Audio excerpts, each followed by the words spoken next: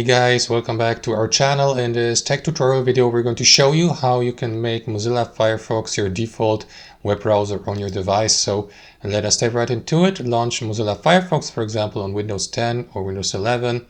And next, click into these three lines here in the top right, select Settings from the drop-down menu. And inside your settings, head over to General. And here at the top, guys, you will see that feature here, Startup, with this option, always check if Firefox is your default browser. So to make it your default browser, as you can see, for me, it's currently not my default browser.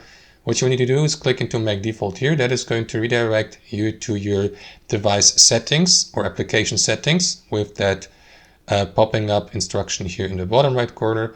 So what you want to do, guys, is go to the default web browser for your device. As you can see, it's not in English for me, but it will be in English for you. It is actually very simple, and you will be automatically redirected to that section once you click into this button here. So simply click into the current web browser, that is the default web browser on your device, and switch from the current one to Firefox.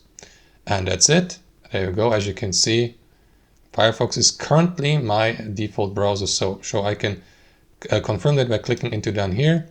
And that's it. That's how it works, guys. Thanks for watching. Hope you enjoyed this video, got some value from it, and we'll catch you later.